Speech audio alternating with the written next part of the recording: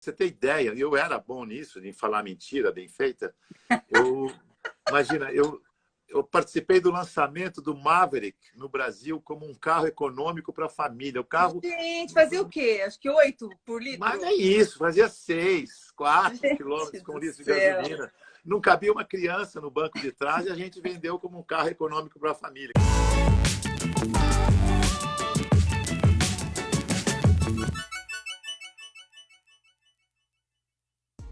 E aí, pessoal, tudo bem? Estamos aqui em mais um Papo com Palestrante, hoje com o Ricardo Guimarães, que é consultor de empresas, empresário, escritor e palestrante. Querido, muito obrigada por ter aceito fazer conosco o Papo com Palestrante. Prazer é meu, Sandra. Obrigado e parabéns pelo trabalho aí que você tem feito. Muito legal. Obrigada. Olha, eu tenho que perguntar como é que foi a sua infância. Minha infância foi muito interessante, porque eu sou mineiro, de família mineira, de vários lugares de Minas. Então, eu vivi minha infância em Barbacena, onde eu nasci, em Itabirito, perto de Belo Horizonte, perto de Ouro Preto, e em São João del Rei, na fazenda dos meus pais. Que delícia! E aí lá pelas tantas, a gente veio para São Paulo, e então a partir dos 7, não sei se 7 ainda é a infância, né? Aí foi em São Paulo, mas foi uma infância assim muito de interior, fazenda. E aí quando chegamos em São Paulo foi experimentar essa coisa de uma cidade, metrópole e tal. Foi um susto muito grande. Eu fui estudar no Externato Meira, aqui em São Paulo, e depois no Colégio São Luís. Mas foi uma adaptação bem legal. Já era na Paulista, São Luís ou não? Era na Paulista. Você acredita que eu chorei o dia que eu vi o início da demolição? Era tão lindo e tão imponente, Nossa! Memórias riquíssimas que eu tenho daquela época lá. Uma judiação. Imagino. Aí eu queria também que você falasse sobre... Nós queremos que você fale sobre a sua carreira até montar a Timos em 98. Pois é. Eu comecei... Assim, na vida universitária, eu comecei estudando Direito na São Francisco. Tá. E estudei Direito e logo de cara eu gostei muito da Escola Socialista de Direito Penal, que dizia que não era possível você fazer justiça comum sem antes fazer justiça social. E toda a nossa... Que bacana. E todo o nosso direito era voltado para proteger muito mais a propriedade do que as pessoas. Então, havia uma injustiça intrínseca naquela história toda. Sim, é um antagonismo, né? Uma coisa... Exatamente. E aí, a partir daí, como eu estava filiado à Escola de Socialista de Direito Penal, a Escola São Francisco, muito clássica, me dava péssimas notas, embora minhas provas fossem muito legais. Aí, quando eu entrei já para fazer estágio em escritório de advocacia, eu descobri que não tinha nada a ver com aquilo que eu estudava, que era um mundo muito mais vulgar do que eu tinha podido imaginar, né, do que fosse o direito. E eu era muito idealista, assim, tal. Eu abandonei tudo. No 4º ano, abandonei a faculdade de Direito e virei um hippie. E lá pelas tantas, o meu pai falou assim, cadê o seu diploma da faculdade? Eu falei, pai, larguei a faculdade. Ele falou, como assim? Pois é, larguei a faculdade, estou fazendo faculdade de publicidade. Ele falou, como? Publicitária é coisa marginal, você tem que ser um médico, advogado, engenheiro e tal. Vai trabalhar na agência que trabalha para nós. Aí fui trabalhar na Norton e comecei a minha carreira de publicitário na área de criação. Eu sempre escrevi muito bem, é um dom que eu tenho. E depois virei diretor de criação. Fiz carreira no mercado como criativo no mercado, né? Tá. E aquela coisa de trocar de emprego a cada 2 anos, dobrando o salário, e foi muito bem. Mas eu tinha uma coisa de querer falar a verdade, mostrar ao cliente e tal e tudo. E publicidade sempre foi aquela coisa de você dourar a pílula, de você falar das virtudes que o produto não tem, mas vai vender. Então tem uma coisa assim de uma não verdade, né? Pra você ter ideia, eu era bom nisso, em falar mentira bem feita. Imagina, eu participei do lançamento do Maverick no Brasil como um carro econômico para a família. O carro... Gente, fazia o quê? Acho que 8 por litro. Mas é isso, fazia 6, 4 quilômetros com litro de gasolina. Não cabia uma criança no banco de trás e a gente vendeu como um carro econômico para a família. Quer dizer, aquela coisa meio sórdida. E era assim, o próprio Maverick também era um carro que não deu certo nos Estados Unidos. O ferramental dele foi trazido para o Brasil para diminuir o custo dos fracassos. Olha isso, gente. Quer dizer, e você dentro daquela máquina, né? Sim. Mas eu sempre comprometido com a verdade, buscando a identidade do cliente. A remuneração de agência nunca esteve a favor de aprofundamento do problema do cliente. Sempre foi a favor de você gastar rapidamente o dinheiro do cliente antes que ele cortasse a verba. Então, tem todo um mecanismo de gestão, um bom mecanismo de uma boa gestão de agência, não deixa o dinheiro do cliente parado. Entendi. Então, eu não me dava bem com a cultura de com aquilo agência. tudo, né? Exatamente. Eu acabei criando a minha agência e tinha um conceito muito claro do que era comunicação. Comunicação é exercício de identidade. Identidade não é um assunto de agência de publicidade, é um assunto de consultoria. Mas eu acreditava que eu tinha que trabalhar a identidade. Eu ia até te perguntar isso, assim, o que tinha te motivado a criar a Timos. Eu queria que você falasse também um pouco o que a Timos faz. Então, em 1983, quando eu criei a minha agência, então eu virei empresário, eu defini comunicação como exercício de identidade. E comecei a desenvolver metodologia, formar profissionais voltados para esse assunto de identidade. Só que isso aí não pertence ao negócio da propaganda. Então, eu contratei uma consultoria para ver por que eu não estava tendo rentabilidade. E a resposta era essa: olha, esse conteúdo todo de identidade não pertence ao business, agência de propaganda. Aí me recomendaram para tirar isso de dentro da agência. Isso era já final dos anos 90, as redes sociais já instaladas, os clientes pedindo serviços voltados para a identidade. Eu já tinha uma equipe de 5, 6 pessoas voltadas para a identidade. E eu falei, não vou jogar fora isso. Os clientes estão pedindo isso. A gente é bom nisso. Então, em 98, eu coloquei essa turma numa sala, pintei a porta da sala de vermelho e falei, olha, isso aqui é uma empresa de consultoria voltada para a identidade de marca.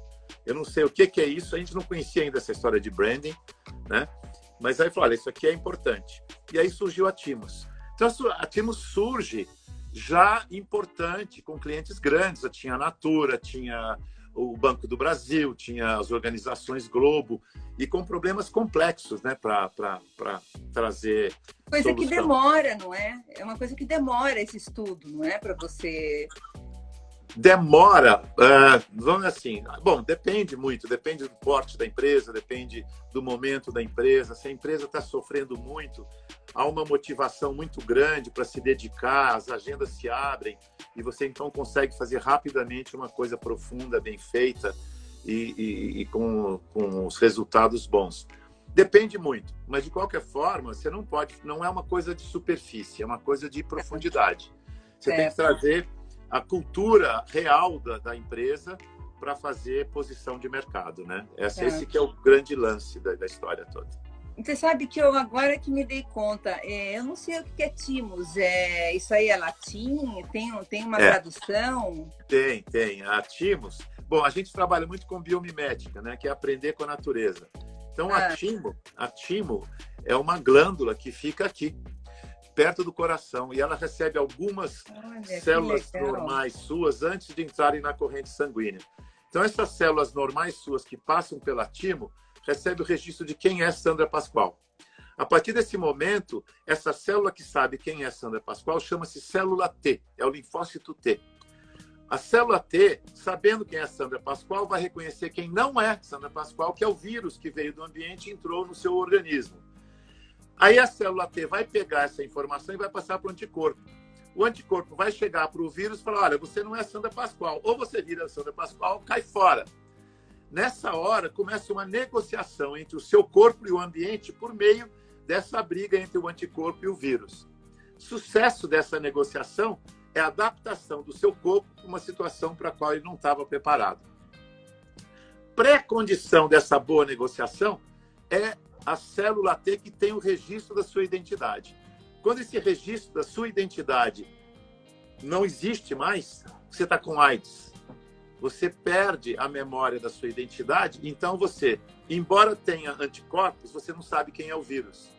Então o sistema imunológico é desarmado. Eu aprendi sobre isso na década de 80, 90, né? Amigos ficando com essa doença, com essa síndrome. E aí eu vi uma matéria na Veja sobre a Timo. Eu falei assim, olha, isso aqui é interessante. O que a gente faz com as empresas é isso. As empresas ficam tudo querendo saber o que o cliente quer, o que o mercado quer, o que o mercado quer. Elas param de olhar para elas mesmas e não conseguem criticar o que o mercado pede, não conseguem inovar. E, com isso, perdem a liderança de mercado pela comoditização do seu comportamento em função de mercado. Então, muito bacana, gente. Foi... Olha, as palestras começaram quando? Quando que você começou a... Olha, palestras a gente sempre deu dentro dos clientes. Né? E o Thiago, que trabalha comigo, meu sócio, ele falou assim, pai, você tem que comercializar essas palestras, porque você fala, as pessoas curtem, não sei mais o que e tal. Eu falei, não, mas eu gosto de consultoria, babá. E aí começou a aparecer convites para fazer, aí resolvemos colocar um preço. E é impressionante, quando você põe preço nas coisas, as coisas ganham valor, ganham embalagem. Sim. Aconteceu isso com a Timos. A Timos, na origem, nos anos 90, era um serviço que a gente prestava porque a gente curtia. Mas na hora que a gente tirou de dentro da estrutura da agência, montou a consultoria, deu uma embalagem, deu um nome, deu um preço, aí começou a ter uma demanda muito interessante, coisa que não existia. A mesma coisa aconteceu com a palestra. As palestras começaram a ter uma demanda muito grande e hoje é uma receita legal para o nosso escritório. Quer dizer, que bacana. E só você que dá ou tem mais gente que dá palestra? Não, tem também. O Thiago dá umas palestras de vez em quando, o Gui de vez em quando faz também. Mas quem está com nome no mercado, assim, tipo... quero um palestrante assim, assim, assado. Fala, tem o Ricardo Guimarães. Acho que eu sou um produto, assim, meio já... Não, você sabe disso, né? Ótimo, produto ótimo. Olha, eu fiquei impressionada com o estudo que a Timos fez sobre perenidade. Você pode falar só um pouquinho sobre isso? Porque eu sei que é uma coisa longa e tudo, mas eu achei sensacional. Olha, isso tem tudo a ver com o tema que a gente colocou aí na nossa live, né? Sim, sim. Que é pronto para o imprevisto. Imprevisto, eu ia falar sobre isso. Se for mesmo, se você achar que já é uma coisa que você já pode engatar, você continua. Tem tudo a ver, porque nós estamos falando de você planejar para um futuro que você não sabe como será. Então, o futuro é imprevisto hoje. Então, você muda a maneira de planejar. E se você não está pronto para o futuro, porque ele é imprevisto, a sua perenidade está comprometida. Você tem que estar em condição de se adaptar para um cenário para o qual você não está preparado. Olha que maluquice. Então, isso muda a maneira de você entender a sua relação com o cenário, a sua relação com o seu trabalho, com a sua empresa, com o seu mercado. Então, essa ideia que a gente tem de trabalhar a empresa como um sistema vivo é porque justamente o sistema vivo ele se adapta. Então, você vai começar a ter uma organização desenhada para adaptação e não para manutenção. No cenário estável e previsível do século XX, a empresa tinha que se manter, conservar. Pega as melhores práticas do passado, manda a galera repetir, porque aquilo que deu certo no passado vai dar certo no futuro.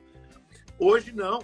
Você não tem mais as melhores práticas do passado como garantia de um futuro legal para você. Então, você tem que aprender o tempo todo. Daí que a questão da identidade é condição. Se você não tem clareza de identidade, uma criança que não tem clareza de identidade, ela não consegue aprender, porque não tem como mudar o seu sistema de pensamento a partir de uma informação nova. Você não tem a partir do que conversar com o mundo.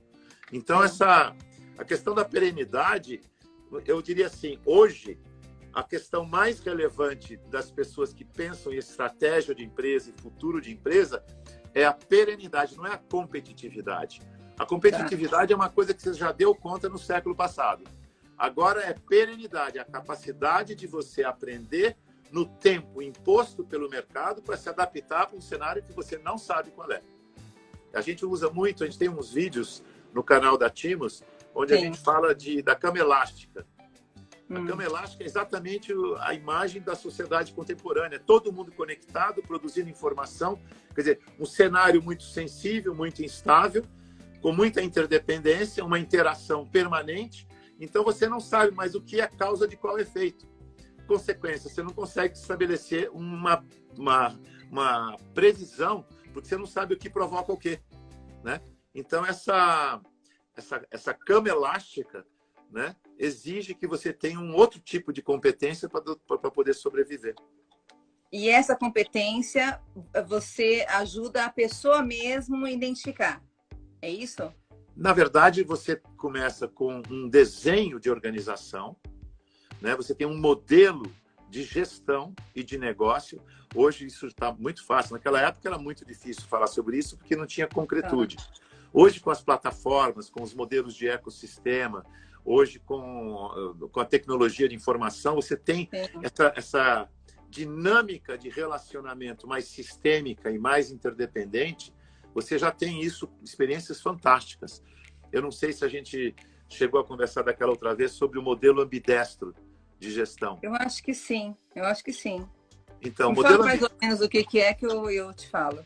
Então, modelo ambidestro é você ter as duas competências de conservação, de gestão na empresa, porque você tem que ter essa conservação, o conceito de evolução pede essa manutenção, mas, ao mesmo tempo, questionamento, inovação, empreendedorismo. São duas forças opostas, mas que têm que conviver para poder dar conta deste cenário. O que é interessante, as pessoas também são ambidestras, porque nós temos dois hemisférios do cérebro, um conservador e o outro inovador. E só que a nossa sociedade desenvolveu só o hemisfério esquerdo, que é o que dá o comando para a mão direita. Então, nós temos uma sociedade destra, organizada para manter, para conservar, para repelir qualquer questionamento, se pode fazer diferente, se pode fazer melhor. Então, o lado canhoto, canhos, em qualquer cultura, Sandra, o lado esquerdo tem um nome que é pejorativo. Canhoto vem do grego, é demônio, canhos. Em inglês é left, o lado abandonado. Então, essa coisa do conservadorismo da sociedade destra tem que começar a conviver com a inovação e questionamento de uma sociedade crescentemente canhota. Portanto, ela será ambidestra. E isso significa desenvolver o potencial humano, porque nós temos os dois potenciais. Então, com isso, a gente vai fazer uma abordagem de interdependência e de gestão dessas interações imprevistas com muito mais facilidade. Quer dizer, então, a intervenção que se faz na empresa é de design da organização, tanto da estrutura, das interações, interfaces, como do modelo mental das pessoas. Claro, algumas mais agressivamente, outras menos agressivamente. Empresas que, por exemplo, eram empresas de commodity muito bem sucedidas, de repente começam a ter concorrente, então ela tem que rapidamente mudar a sua maneira de operar e de se relacionar com o mercado para poder sobreviver. Perenidade, de novo, estamos falando de perenidade. Quer dizer, não é nem para concorrer, mas é para poder sobreviver no cenário com umas mudanças muito profundas na dinâmica. Né? Você sabe que eu anotei uma frase sua que eu achei maravilhosa. Sem tensão não há evolução. Achei ótima. Isso é uma outra coisa muito, muito séria, porque a gente fala, não, temos que era um lugar tranquilo para trabalhar. O lugar tranquilo para trabalhar é um lugar morto. Uma pessoa em absolutamente estado de paz é uma pessoa morta. Quando você está vivo, você tem uma vitalidade que você mede. Uma pressão 12/8 é uma pressão boa, de saúde. Então, negar a tensão, negar o conflito, negar as oposições é um caminho para uma coisa morta, para uma coisa sem vida, sem criatividade, sem inovação. Se você mantém o confronto interno entre áreas, entre níveis, entre a empresa e o mercado, fornecedores e empresa, quer dizer, questionamentos, multiperspectiva, identidades íntegras, composições, trocando ideias, é isso que traz a vitalidade da empresa. Né? Que bacana. Então, assim... Não, eu ia já entrar na coisa dos seus livros, mas assim, eu fico encantada com a tua cabeça, Ricardo. Assim, você é um grande fornecedor de conteúdo, sabe? Assim, é bárbaro. Eu queria falar sobre eu sou muito curioso, viu? Só isso. Sabe que os livros eu achei muito interessantes, os temas: gestão integrada dos ativos intangíveis e liderança baseada em valores. Eu achei muito bom. Eles são... Quando foi que você escreveu? Eu sei que você foi coautor, né? Exatamente. Vamos fazer justiça. É uma turma muito interessante. em geral, pessoas que lidam com ativos intangíveis e com a questão de liderança, e eles me convidaram para participar e trazendo essa nossa perspectiva, né? Porque toda essa questão de cultura e marca e estratégia de negócios são ativos intangíveis. O que é ativo intangível? Ativo intangível é o conhecimento que a empresa domina, os relacionamentos que a empresa tem, a marca que ela tem, a cultura que ela tem. Nada disso você registra em balanço. Sim. E esse é o desafio. Como você não registra em balanço, é difícil você ter indicadores que te dê a condição de uma gestão mais objetiva. Mas esse é o desafio, porque não são os ativos tangíveis, que é aquilo que você registra em balanço, que vão te dar o futuro. O que vai te dar o futuro é justamente o fluxo de informação que você tem a partir do seu conhecimento, dos seus relacionamentos, os pressupostos culturais, esse exercício de identidade que vai te mantendo atual. E com isso você atualiza os ativos tangíveis. Você atualiza tecnologia, canal, embalagem, proposta de valor, desde que você tenha essa vibração, essa vitalidade nos ativos intangíveis.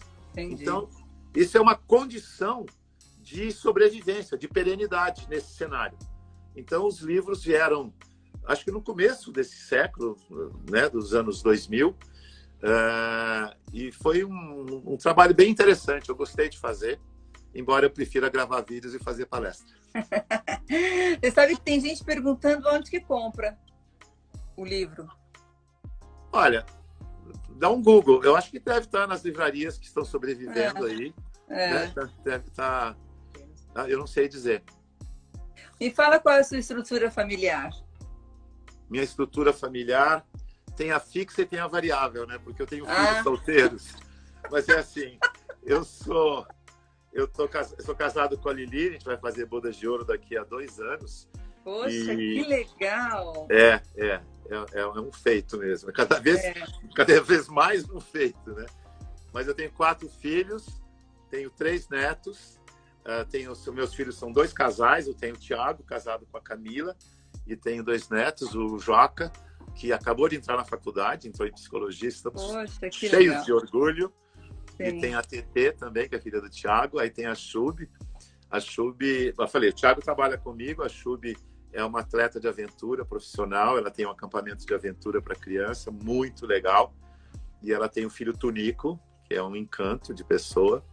Aí tem a Leca, que é a segunda filha. A Leca mora em Austin, Texas. Ela é diretora internacional do Lollapalooza, então a gente vê pouco. Graças a Deus, agora ela está passando 3 meses aqui com a gente. Ai, que bom! E tem o Pedro, que trabalha com gestão de carreira de atleta e eventos esportivos também. Esses 2 últimos são solteiros. Tá. Por isso que a família grande. A população varia, porque os solteiros fazem com que...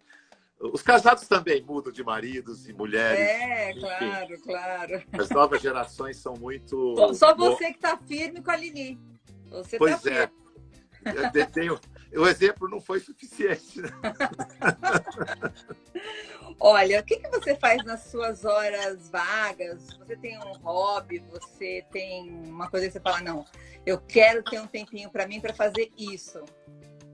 Bom, eu não tenho essa pergunta, um tempinho para mim, porque isso eu coloquei na minha vida, que o projeto mais importante da minha vida é ser o máximo que eu puder ser Ricardo Guimarães. Então, assim, qualquer coisa que eu estou fazendo é um tempo para mim. Seja meu casamento, seja meus filhos, seja trabalho, tudo é para mim. E eu fiz esse contrato com a Lili também, sabe? Que legal. E filhos também. Então, trabalho é uma coisa muito importante. E está tudo misturado na minha vida. Isso é uma coisa muito importante. E o que eu faço nas horas vagas, eu faço jardinagem. E tudo que mexe com a natureza é uma coisa que me encanta muito. Eu faço stone balance. Stone balance é empilhar pedra, chamado também gravity glue. Mas aí você tem que ir num lugar específico, né, para isso. Na verdade, eu moro aqui no Jardim Paulistano. Minha casa tem uma laje enorme com muita planta, muito vaso. E aí você pega aqui, lá. E no fim de semana, quando eu posso, eu vou para a praia. Eu tenho uma casa na praia também. Então lá eu trabalho com pedras grandes. Praia é uma delícia. Que delícia. Aí lá dá para fazer muro, banco, calçada com pedra.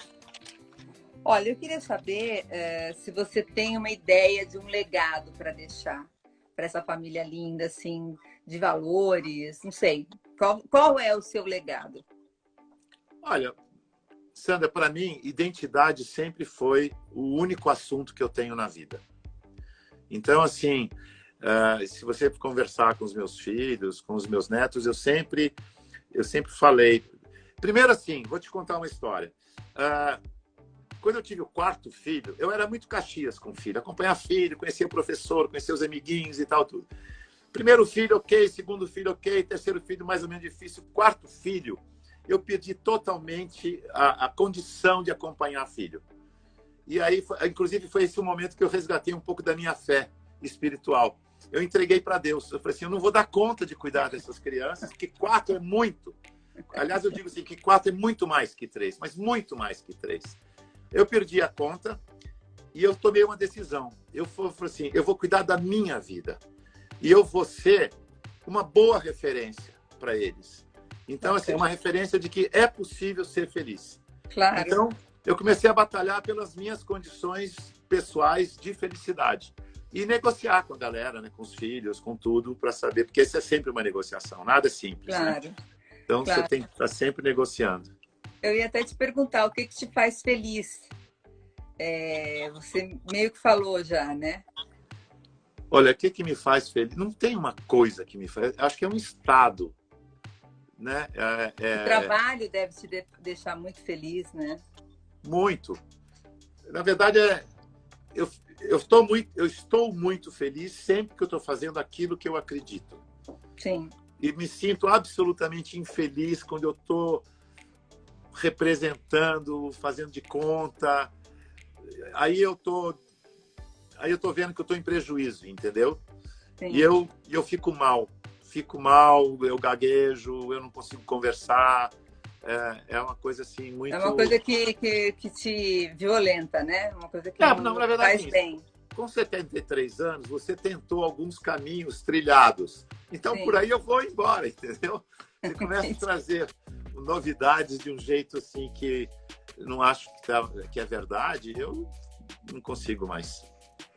Você sabe que, para terminar, eu sempre peço uma dica. E aqui a nossa ideia é realmente fazer o Papo com Palestrante, depois ficar no nosso YouTube. Então eu peço que as pessoas entrem nas nossas redes sociais, curtam. E como a gente vai editar, nós vamos ficar um ao lado do outro. E para terminar, uma cabeça como a sua deve ter tanta dica boa. Uma dica que você fale em suas palestras, uma dica de vida. Dá uma dica para nós. Olha, uma coisa que me ajudou muito, que acelerou muito o meu aprendizado, a minha evolução e que me deu muita coragem de seguir em alguns caminhos, foi a apreciar a natureza como fonte de sabedoria.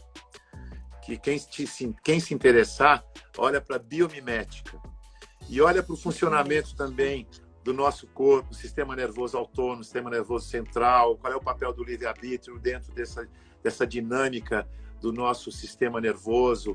Olhar para a natureza, confiar que a natureza tem um design, que tem uma sabedoria, uma eficiência extraordinária. Então, você fica mais humilde, fica com perguntas mais inteligentes, você presta mais atenção. E isso funciona, seja para gestão, seja para conduzir sua própria vida, seja para olhar para onde que o mundo está indo. Você vê que as metáforas todas que eu usei de sistema vivo, elas respondem muitas perguntas. E para mim é isso, presta atenção na natureza, confia, biomimética e acredita. Então, inclusive isso, olha para cérebro, estuda o potencial do hemisfério direito. Nós temos uma sociedade destra, limitada, capenga, que não usa todo o potencial do ser humano. Todos nós estamos jogando metade do nosso cérebro fora.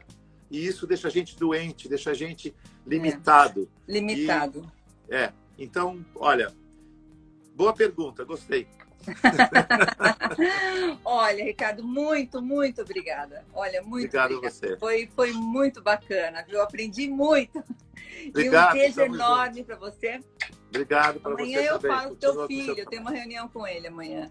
Ah, legal. Tá ótimo. Legal, né? Boa sorte. Olha, tudo de bom, viu? Beijo. Obrigado, para nós. Obrigada. Beijo. Tchau, tchau. Tchau.